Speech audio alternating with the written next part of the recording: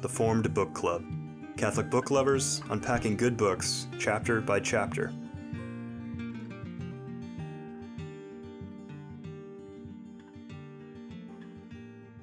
Welcome to the Formed Book Club.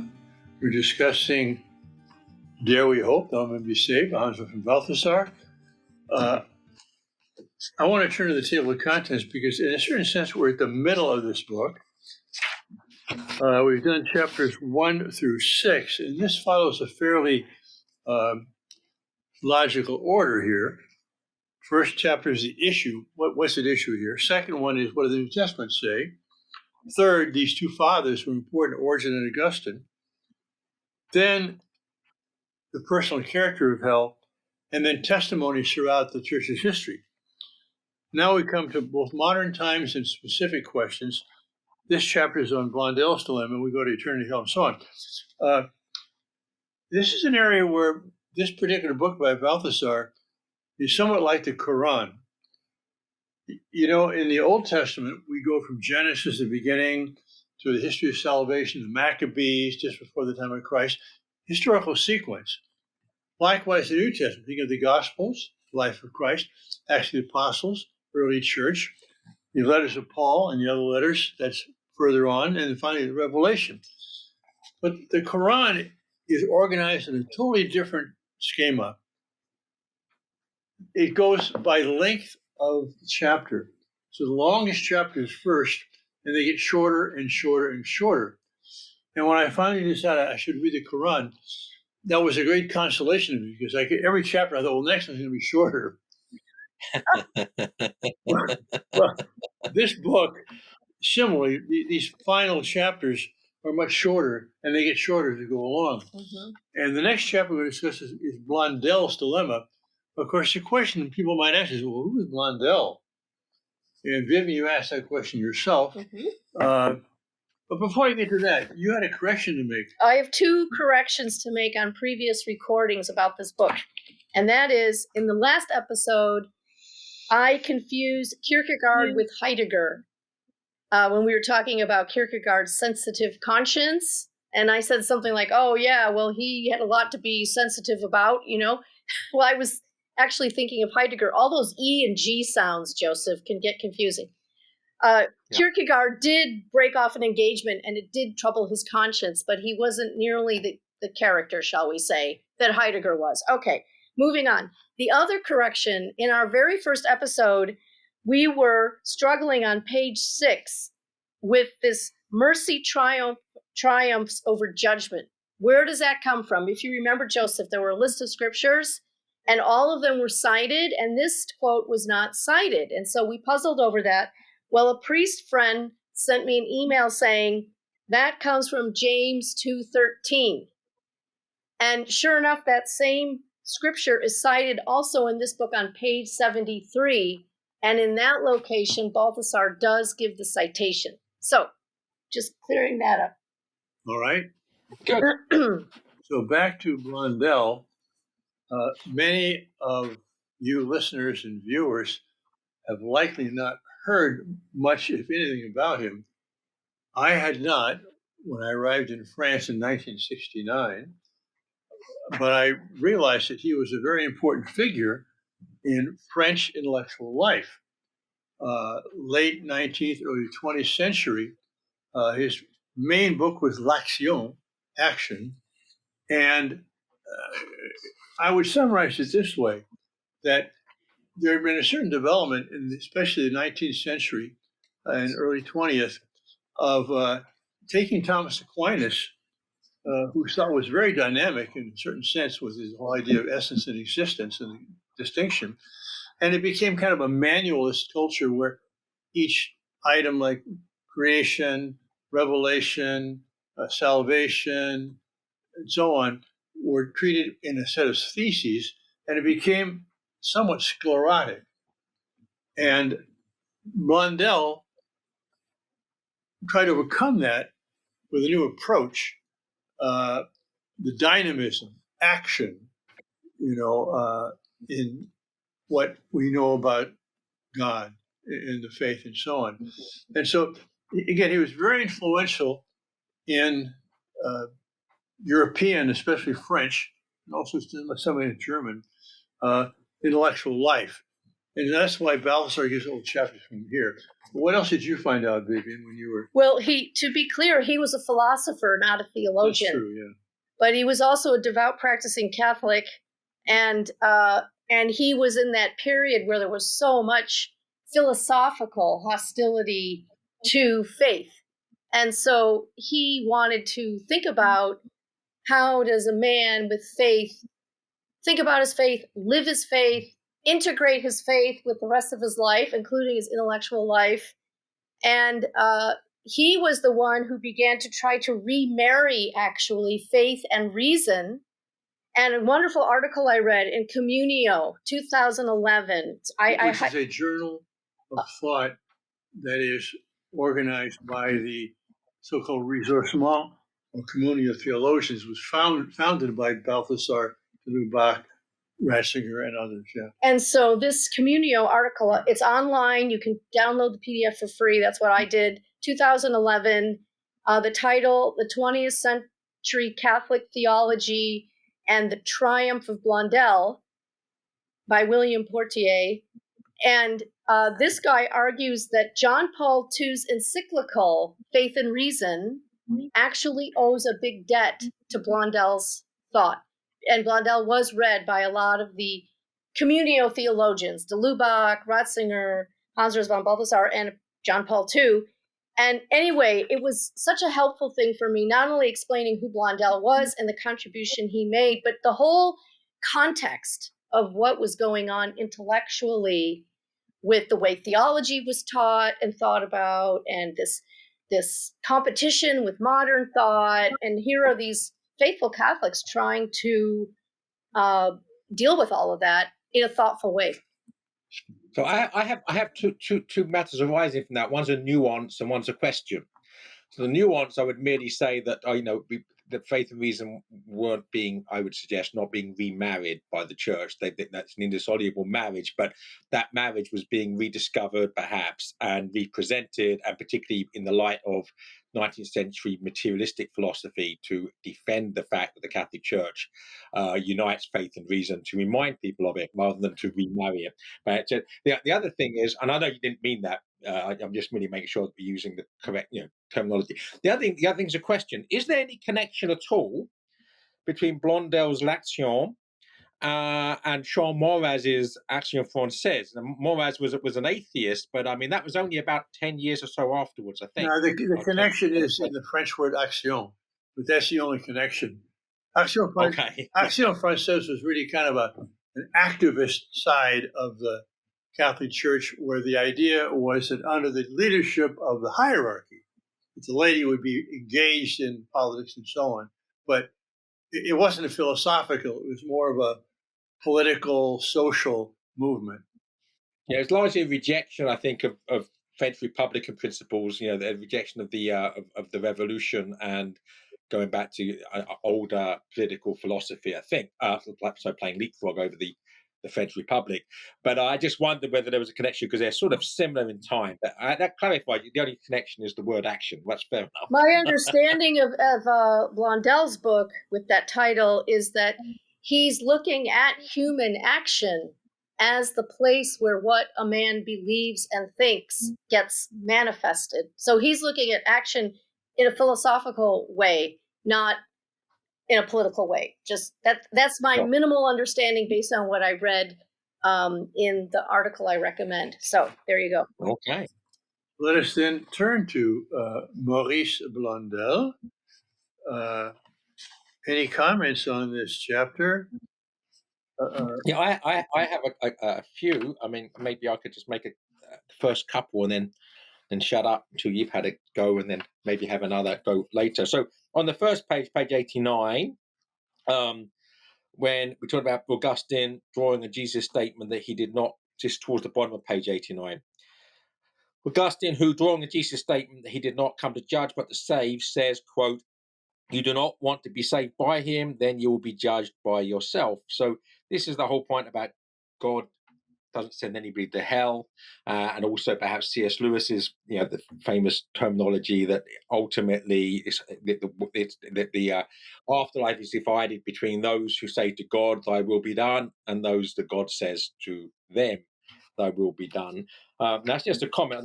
I doubt that we need to say anything else on that. But I want to query something at the top of page 90, talking about Dante here. Blondel rejects Dante's inscription of the door to hell, abandon all hope, ye who enter here.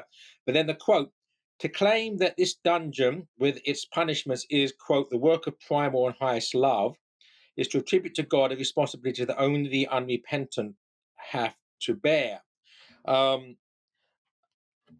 So I want to just maybe get quibble, because if the earlier phrase about the fact that God doesn't send anybody to hell, right, that people, if they insist upon it, are allowed to go there, right, that obviously that Dante finishes the Divine Comedy with the beatific vision, with the love that moves the world and the other stars or whatever have you, other planets, but the fact that God, through the gift of love, which requires the necessity of free will, allows, having given that gift of love, for it to play itself out, I don't think is a negation of the fact that God loves. I mean, that in other words, I don't think that the Dante's vision of hell necessitates believing somehow God's responsible for the damned, rather than the damned being responsible for themselves. Would you translate that for me? I didn't Well, my hearing isn't that good either. But. Well, the part of the inscription on hell that Blondel is rejecting is the part that says this is a work of highest love. There's the famous one. The most famous part of that inscription is abandoned all hope. But there's also another part of the inscription which is this is the work of highest love. And Blondel, as we saw on the previous page, as in Balthasar's words, his great concern to acquit God of responsibility for eternal damnation of the unrepentant. So now if that's what Blondel's project is on this topic, acquit God of responsibility, it's our responsibility, whether we accept mercy or not, then you have to put this being uncomfortable with Dante in that context, right? And so, but I agree with you, Joseph, that if it's God's love that gives us our freedom, and freedom means we can in fact choose not to accept God's love, then in this sort of indirect sense, this is the product of love. So I understand your point. I understand your point. We can choose to refuse, and I would say that right. Insofar as we can say truthfully that Dante does believe that God is willfully inflicting the suffering, irrespective of the sinner. I mean, I have no problem at all agreeing with Blondel here at the bottom of page 890. Damnation is brought by the guilty upon themselves. Mm-hmm. Thus, hell has not been created by God. It is the logical and moral consequence of the sin of the guilty. I mean, I have no problem with that. Clearly, St. Augustine has no problem with that, and I suspect that Dante has no problem with that. But that might be the moot point here. Right. So is hell really the creation of love, or is it the rejection of that love? And so anyway, it's to choose to refuse, right? So in that sense, it's not the creation of God's love. You see, not in a direct way. You can't say God made hell. Yeah, okay, I agree with that. Okay, so that's I think what Blondel is. At the end of that long quote, probably on page 90 or 91, it's thus hell has not been created by God, semicolon. It is the logical and moral consequence of the sin of the guilty. Yes, that's the bottom of our page 90. Yeah. Yep. Yeah, which I have highlighted, yeah. But that's good. I mean, you call them quibbles, Joseph, but I think these are ways to help us to refine. I mean, almost all texts are ambiguous, you have the linguistic analysis people that try and have symbolic logic where you try and get rid of all ambiguity. Well, it never is going to work, especially it won't work for real text. So that's why we discuss it. Yeah, if something's alive, it's slippery. That's just a fact, right? That's all I have on that chapter. So I'm going to desist from any further comment if you have anything else to say. Well, I would like to draw our attention to this plumbing the depths of what Jesus experienced on our behalf, because that's starting to get covered here in this chapter, where this idea that this is on page 94, a deeper consideration of the passion, a new form of expression emerges. Jesus suffers absolutely. That's in quotes. That is more deeply than any other man, including one damned, can suffer. And still there are the damned. So I just found this whole section beginning here for the next couple of pages very rich just for meditation. What is it that Jesus on our behalf suffered?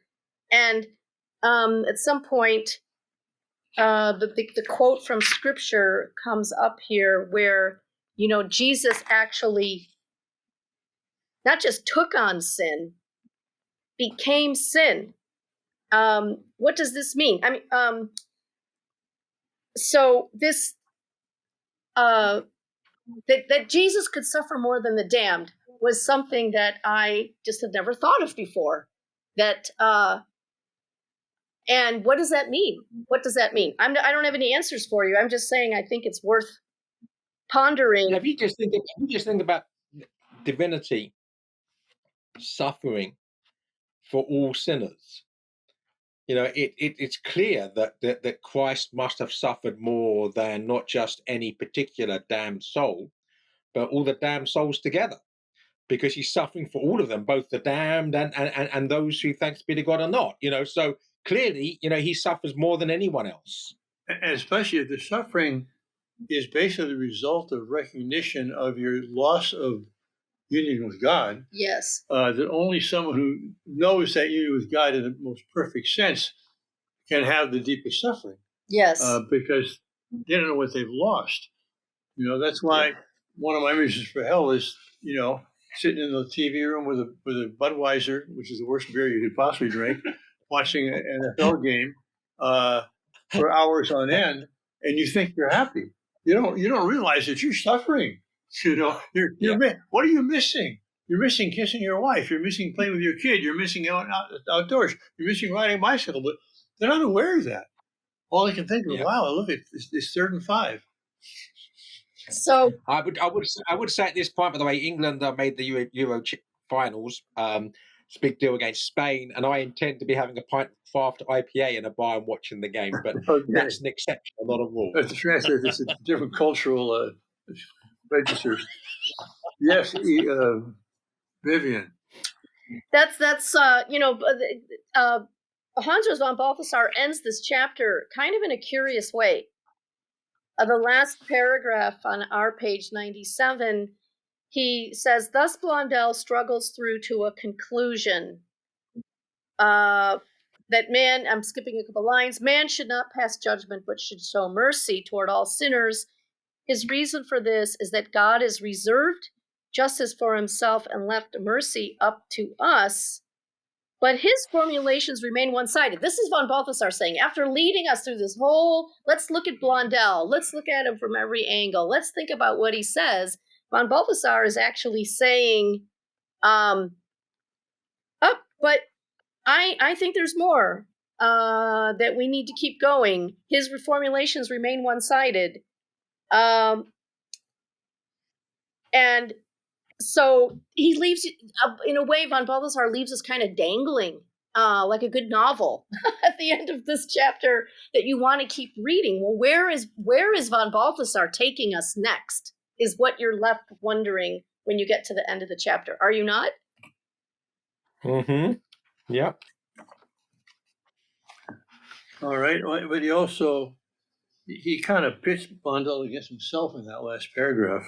He quotes the parts that he has concerns Yes. about, but all of a sudden later, there's sort of a balancing text from Blondel as well. Yes. So I mean, Balthasar is about the most fair reader and partaker of other people's thoughts that I've ever come across.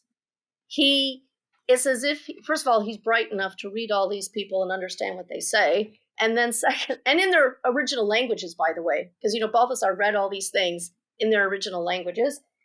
And then consider everything the person is saying. And, well, what about this? And what about that? And where does that lead? And where does that go? All done with the greatest of respect and true intellectual curiosity.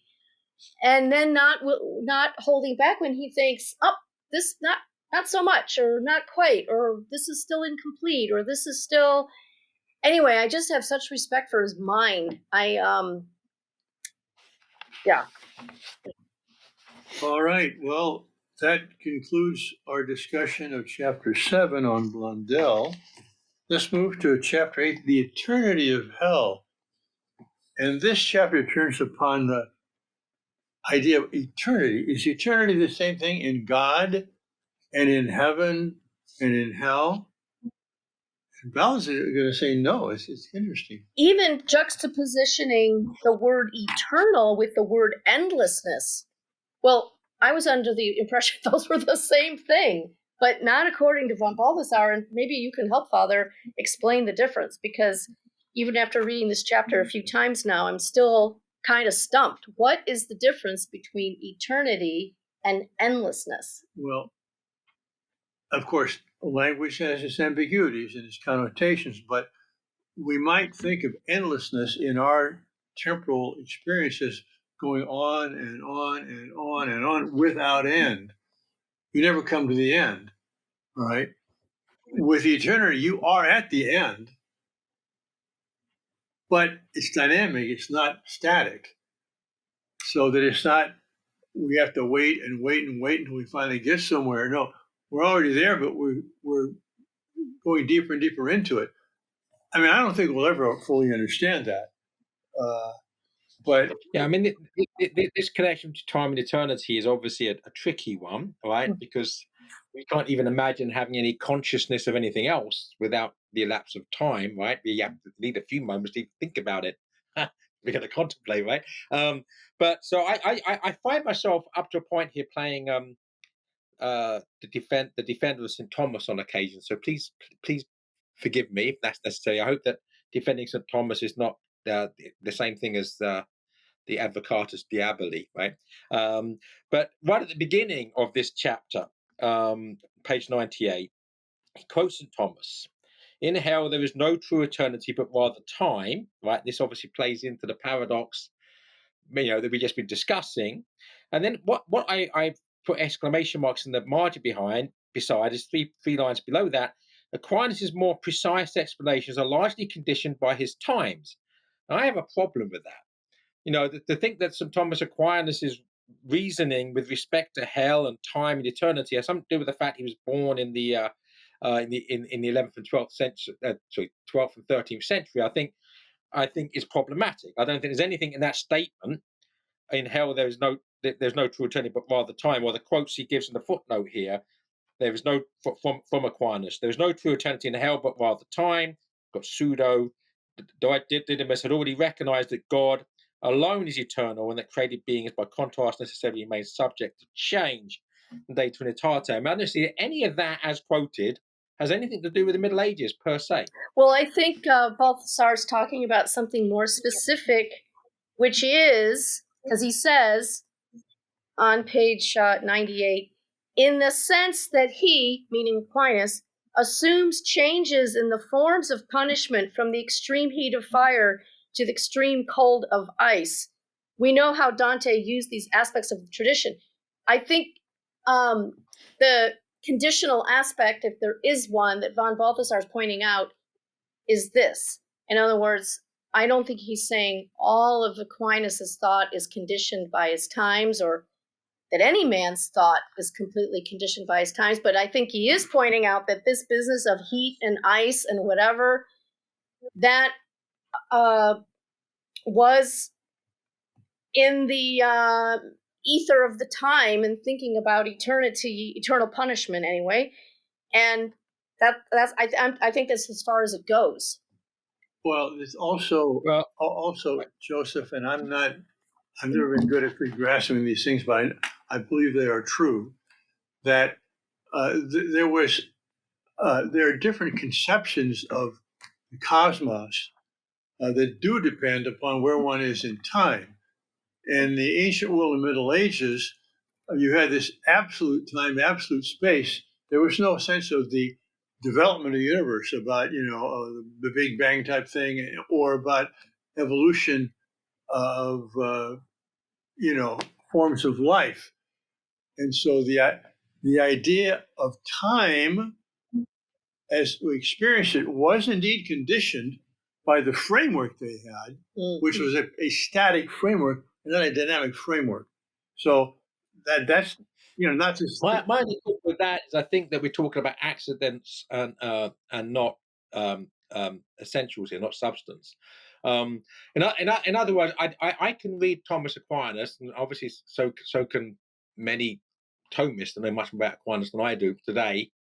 I'm not seeing that when he's talking about these metaphysical things, that this is something which is rather odd because it's conditioned by a medieval understanding of things. So I think when he's talking about things that are substantial as opposed to things that are accidental, I think that those things are as crystal clear today as they were then. And I think Balthasar would agree with you. He's been quoting Thomas through this whole book in a helpful, we need to turn to Thomas on this. He's very helpful on this. I think this statement is limited to this business about hell being constituted by heat and ice as being something that was firmly in the medieval imagination. We see it, as he says, in Dante's Inferno.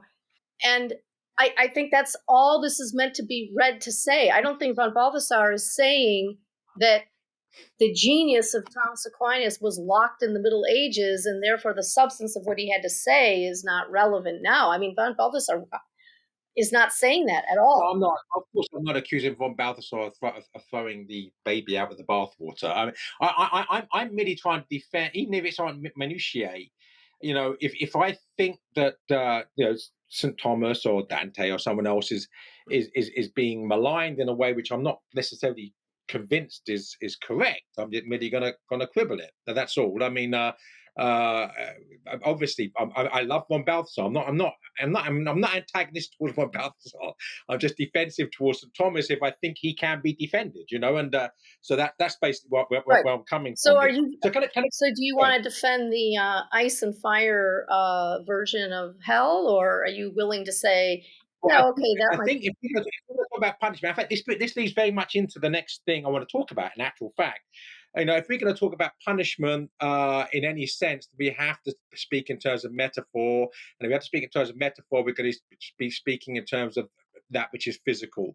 So, I don't have a problem with those as we're trying to get our head around and our hearts around what punishment is. But let me get to the hub of the matter here. Page 99. Before you go to that, I want to make a comment what you've said so far.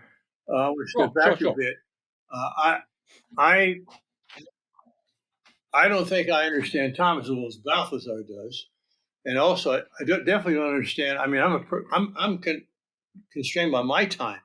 I mean, I don't really understand this idea of what division was in the Middle Ages and the ancient world and so on. I'm more direct about what I know about things, But because Balthasar has a great understanding of different figures in history, and he could read, for example, text by Origin and say, "Oh, that's from Evagrius Ponticus. That's not Origin." I mean, I never figured that out, but he did that as a theology student. Later on, the experts studying Evagrius, well, that's right. This wasn't part of Origin, So, if he says that Thomas Aquinas in some things was influenced by his time, and we see more clearly now, I would kind of take that. I'll accept that if I don't know any more about it. But here's an example where Thomas's thinking leads. When the question comes up of what the resurrected body is like, Thomas says, well, Jesus died at age 33, and that's the height of your physical power, so to speak. It's actually not. You start going down at age 20. But anyway. Maybe you do. No, everybody does. I'm kidding. So that's, I know. That's why young women, they start going out at 16, by the way. I mean, athletic. I'm talking about Tell athletic. me about it. No, But anyway, so Thomas says, well, he says that our resurrected bodies will be like we were at age 33. I'm sorry. If you get that conclusion, I don't know where your premises are. There's something wrong. I've been there. I'm not looking forward to that. And that's why this thing about everlastingness, endlessness, it's like these people trying to do cryogenics on their brains or whatever, they want to live this life forever. Well, who really wants to do that? That to me is hell. But anyway, that's just an example, Joseph, somewhere where I think Thomas's idea of time was somewhat deficient.